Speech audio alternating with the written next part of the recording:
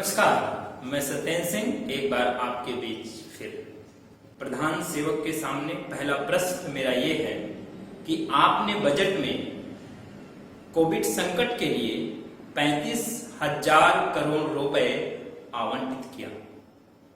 हाँ, 35,000 करोड़ रुपए। और भारत की जो जनसंख्या है प्रधान सेवक जी, वो 140 करोड़ है। एक तरफ 35,000 करोड़ रुपए आपने आवंटित किया, जनसंख्या 140 करोड़ है। अगर जनसंख्या को हम डिवाइड करते हैं तो प्रति व्यक्ति 250 रुपए आता है, 250 रुपए। और 250 रुपए में बार्गेनिंग करके आपने ये बताया है कि इतने में वैक्सीन आ जाएगी। तो अभी तक आपने बजट के समय इतनी वैक्सीन का ऑर्डर क्यों नहीं दिया और इतने पैसे गए कहां? कब आपने वैक्सीन का ऑर्डर दिया? आप आइए, प्रेस कॉन्फ्रेंस करिए, जनता को जवाब दीजिए।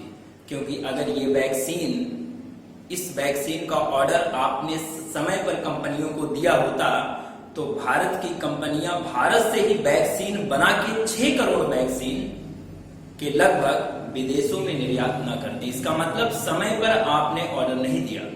ठीक वैसे ही जैसे किसी दूध वाले को अगर हम समय पे ऑर्डर ना दें, यदि वो दूसरे का ऑर्डर ले ले, उसे बिजनेस चलाना होता है, उसका इथिक्स होता है, वो पहले जिसका ऑर्डर लेगा उसे देगा।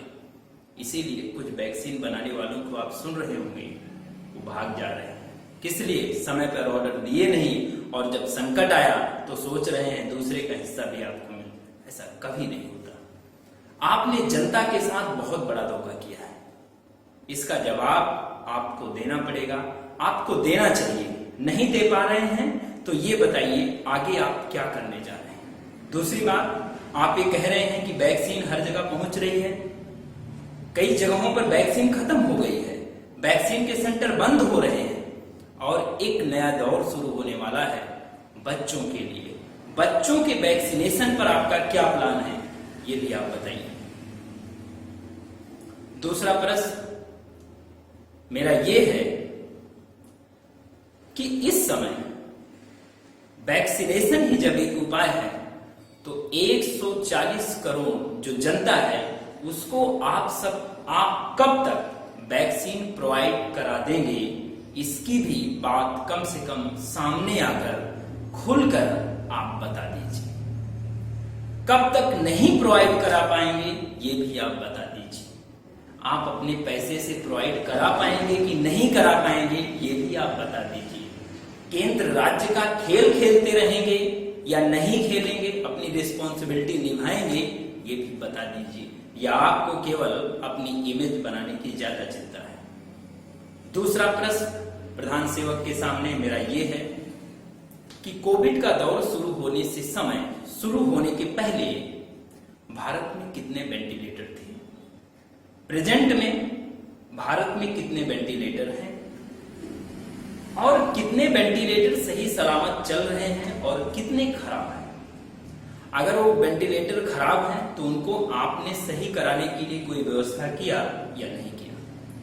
दूसरी बात ये कि कोरोना मरीजों के लिए जब वेंटिलेटर की आवश्यकता होती है, ये कहा जाता है कि 85% जो मरीज हैं, 85% वो अपने आप नॉर्मल पॉइंट ऑफ व्यू से वो ठीक हो जाते हैं।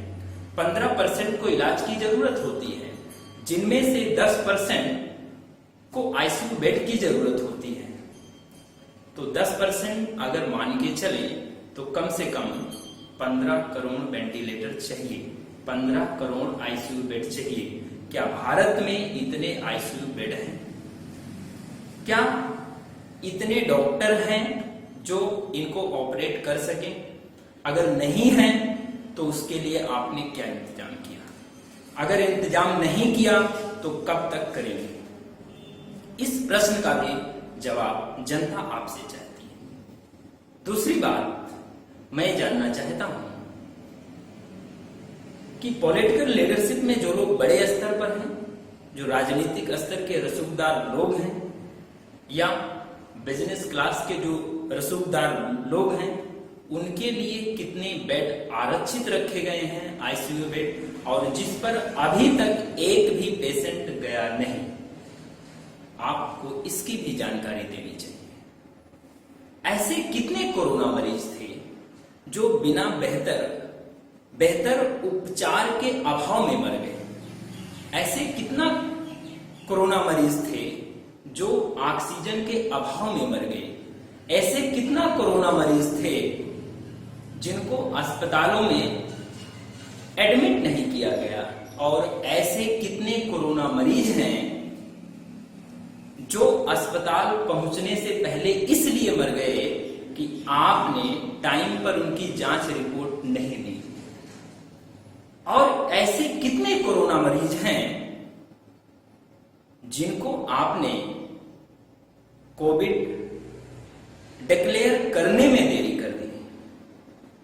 अगला प्रश्न मेरा यह है कि प्रेजेंट में नदियों में जो शव पाए जा रहे हैं, ये शव किस लिए पाए जा रहे हैं? गंगा नदी में पाए जा रहे हैं। राज्य राज्य का खेल हो रहा है। बिहार कह रहा है यूपी की तरफ से आए, यूपी कह रहा है कहीं और से आए। ये क्यों? इसका जो सबसे बड़ा एक कारण हो सकता है वो इसलिए है कि गरीबी इस स्तर पे है, शमशानों में कालाबाजारी इस स्तर पे है कि पेशेंट को जलाने के लिए भी 30,000, 35,000, 15,000 और एक लंबी सी लाइन लगी हुई है। अगर ऐसा है तो ये शर्म की बात है। मैं अपेक्षा करता हूं इस प्रश्न का उत्तर प्रेस कॉन्फ्रेंस के जरिए केंद्रीय नेतृत्व को जरूर देना चाहिए, समय पर देना चाहिए। उत्तर में क्या होगा मुझे ये नहीं उम्मीद, लेकिन देना चाहिए। अगली बात ये, अगर 100 गरीबी की वजह से फेंके जा रहे हैं नदियों में तो ये भी बेहतर बात नहीं है। अगर आप लोगों का समय पर इलाज नहीं कर पा रहे हैं तो कम से कम दाह संस्कार की स्थितियों को तो सम्मान पूर्वक दे दीजिए। आप जीने की स्थिति नहीं पैदा कर पा रहे हैं तो मरने की स्थितियों में तो सम्मान की तरीके से व्यक्तियों को जलने तो दीजिए। अगली बात ये कि अगर ये 100 जानबूझकर गंगा नदी में फेंके जा रहे हैं, यदि ग्रामीणों द्वारा फेंके जा रहे हैं तो उनके ऊपर भी कार्रवाई होनी चाहिए, और यदि अस्पताल प्रशासन के द्वारा फेंके जा रहे हैं तो उनके ऊपर कड़ी से कड़ी कार्रवाई होनी चाहिए। ये जांच का विषय है तो इस पे जांच होनी चाहिए। यदि जांच समय पर नहीं होती, यदि जांच को बहकाया जाता है तो इससे साफ पता चलेगा कि इसमें दाल में कुछ काला है और वो काला आपके द्वारा किया जा रहा है। इन प्रश्नों का जवाब जिस प्रदेश में ये घटनाएं हो रही हैं वहां के मुख्यमंत्रियों को प्रेस कॉन्फ्रेंस करके विस्तार में बताना चाहिए, और जो भी चीजें इसमें हैं, जो भी दोषी है उसके ऊपर कार्रवाई का आश्वासन देना चाहिए, जिससे जनता में ये संदेश जाए कि हमारे प्रदेश का नेतृत्व, राजनीतिक नेतृत्व व्यक्ति के सम्मान के प्रति, व्यक्ति के स्वाभिमान के प्रति सजग है। अगला प्रश्न मैं भारत सरकार से ये करना चाहता हूं कि ऐसे कितने अस्पतालों को आपने कोविड अस्पताल में बदला, और जब अस्पतालों को आपने कोविड अस्पताल में बदला तो जहां पे सामान्य मरीज जाते थे, जहां पे महिलाएं जाती थी, वहां पर डिलीवरी होता था और उनके लिए जो एम्बुलेंस की व्यवस्था थी, उनको उस एम्बुलेंस को अगर आपने कोविड सिस्टम में इंप्लीमेंट कर दिया तो सामान्य इलाज के लिए, कैंसर जैसे इलाज के लिए, डिलीवरी जैसे सिस्टम के लिए आपके पास प्रेजेंट में कितने अस्पताल हैं, पहले कितने थे, प्रेजेंट में कितने बेड हैं, पहले कितने थे, प्रेजेंट में कितने एम्बुलेंस हैं और पहले कितने थे। अगर वो कम हुए हैं तो उससे जनता को जो परेशानी हो रही है उसके लिए आपने क्या किया?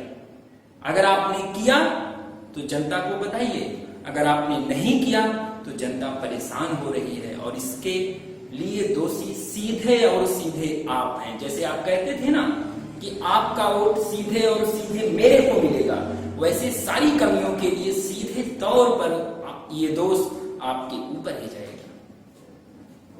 अगला प्रश्न मेरा ये है, तीसरी लहर बच्चों के ऊपर आने वाली है,